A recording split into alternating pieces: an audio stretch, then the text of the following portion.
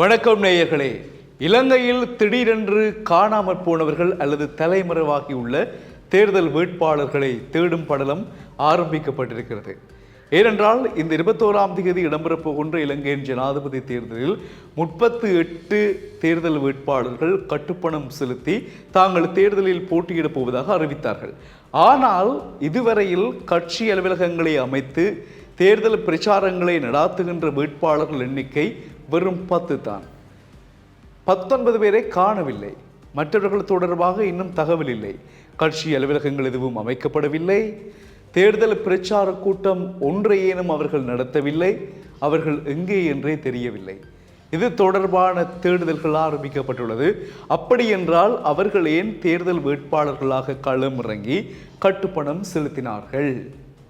தேர்தல் வாக்குகளை சிதறடித்து எல்லோரையும் குழப்பி அங்கொரு வாக்கு இங்கொரு வாக்காக வாக்குகளை சிதறடிக்க செய்து ஒரு நிலையான தேர்தல், நீதியான தேர்தலை இடம்பெறாமல் பண்ணி ஒரு தலைவரை தெரிவு செய்வதற்கு, ஜனாதிபதியை தெரிவு செய்வதற்கு ஒரு குழப்பத்தை ஏற்படுத்துகின்ற விதத்தில் இவர்கள் கட்டுப்பணத்தை செலுத்திவிட்டு தலைமறைவானார்களா என்ற கேள்வியை எழுப்பியிருக்கின்றால் இலங்கையின் பவரல் அமைப்பின் தலைவராக இருக்கக்கூடிய ரோஹண கெட்டியாராட்சி நிறைவேற்று பணிப்பாளர். இது தொடர்பாக அவர் சொன்ன விடயம் என்று சொன்னால், வருகின்ற 21ஆம் தேதி இலங்கையினுடைய ஜனாதிபதி தேர்தல். அந்த தேர்தலில் 38 பேர் கட்டுப்பணம் செலுத்தி 10 பேர் மட்டும் பிரச்சார கூட்டங்களை நடாத்தி கொண்டிருக்கின்றார்கள், அலுவலகங்களை அமைத்து. மற்றவர்கள் எங்கே? இது ஒரு நியாயமான கேள்வி இருக்கிறது. அது தவிர இன்னும் ஒரு விடயத்தை குறிப்பிட்டிருக்கின்றார் ரோஹண கெட்டியாராட்சி. தபால் மூலமான வாக்களிப்பு, அரசு ஊழியர்களுக்கான தபால் மூல வாக்களிப்பு, அதற்கான தினங்களாக கடந்த 4ஆம் தேதி, 5ஆம் தேதி, 6ஆம் தேதி ஆகியன ஒழுங்குபடுத்தப்பட்டன. இந்த 3 நாட்களில் தபால் மூல வாக்குகளை செலுத்த தவறிய அரசு ஊழியர்கள் 11ஆம் 12ஆம் தேதிகளில், அதாவது இன்றும் நாளையும் அருகிலுள்ள தபால் நிலையங்களில், தேர்தல் நிலையங்களில் வாக்குகளை பதிவு செய்து கொள்ளலாம் என்றதாக அறிவிக்கப்பட்டது. இன்றும் நாளையும் அதை செலுத்தாதவர்கள், வாக்குகளை பதிவு செய்யாதவர்கள் இனிமேல் வாக்களிக்க முடியாது. தேர்தல் தினத்தில் அன்றோ அல்லது அதற்கு முதல் நாளோ நீங்கள் எங்கும் வாக்களிக்க முடியாது. இது கட்டாயமாக்கப்பட்டுள்ளதாக பவரல் அமைப்பின் நிறைவேற்று பணிப்பாளர் ரோஹண கெட்டியாராட்சி குறிப்பிட்டிருக்கின்றார். ஏனென்றால் உங்களுக்கான திகதிகள் 4, 5, 6ஆக இருந்து மேலும் 11, 12ஆக அதிகரித்து 5 நாட்கள் வழங்கப்பட்டன. 5 நாட்களிலும் நீங்கள் வாக்களிக்க தவறிய காரணத்தினால் அந்த வாய்ப்பு இழக்கப்படுகிறது. இது இன்னொரு தகவல்.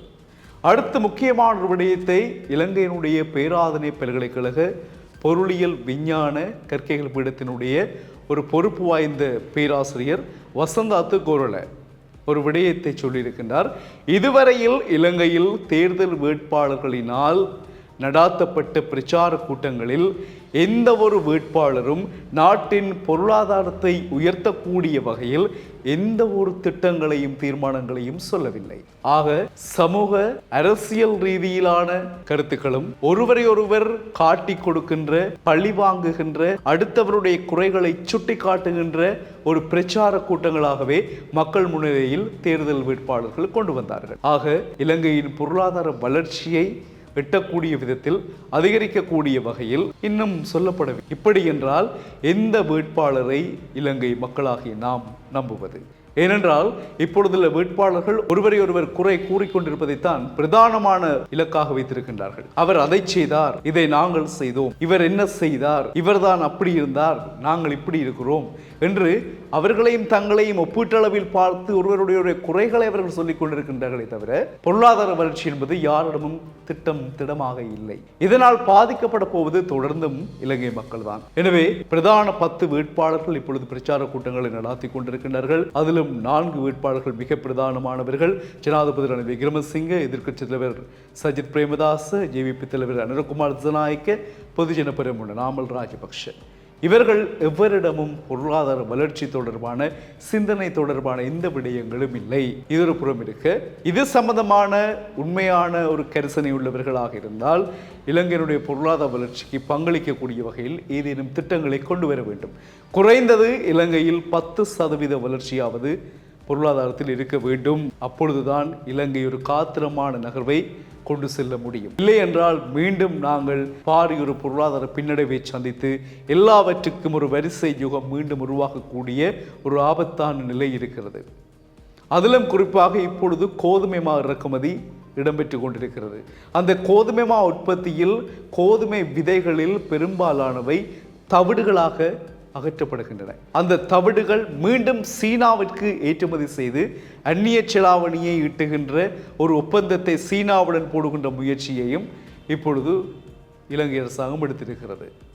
ஆக இறக்குமதி செய்யப்படுகின்ற பொருட்களிலும் பிரச்சனை, உற்பத்தி செய்யப்படுவதற்கும் சரியான உரமானியம் இல்லை. இந்த நிலையில் ஒரு பொருளாதார திட்டத்தை கொண்டு வருவதற்கான முயற்சிகளை கைவிட்டுவிட்டு என்ன நடக்கிறது?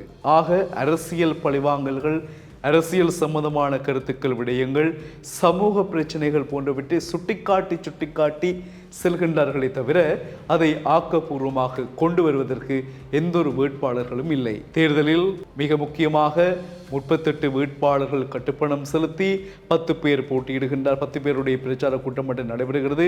மிகுதியானவர்கள் எங்கே என்று தெரியவில்லை. தபால் மூல வாக்களிப்பில் அரசு ஊழியர்கள் அவ்வளவு ஈடுபாடு காட்டவில்லை. அவர்களுக்காக இன்றும் நாளையும் நாள் ஒதுக்கப்பட்டிருக்கிறது. அதிலும் மிக குறைவான வாக்குகள் அளிக்கப்பட்டு வருகின்றன.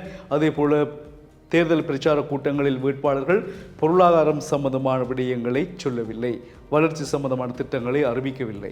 இவ்வளவு குறைபாடுகளுடன் இன்னும் ஒரு குறைபாடாக தொடர்ந்தும் தேர்தல் தொடர்பான முறைப்பாடுகள், குற்றங்கள் அதிகரித்து வருகின்றன. 3000க்கும் மேற்பட்ட தேர்தல் குற்றங்கள் பதிவாகி இருக்கின்றன. இவை எல்லாவற்றோடும் நகர்ந்து வருகிறது இலங்கையின் 2024ஆம் ஆண்டு ஜனாதிபதி தேர்தல் 21ஆம் தேதி. பொறுத்திருந்து பார்ப்போம்.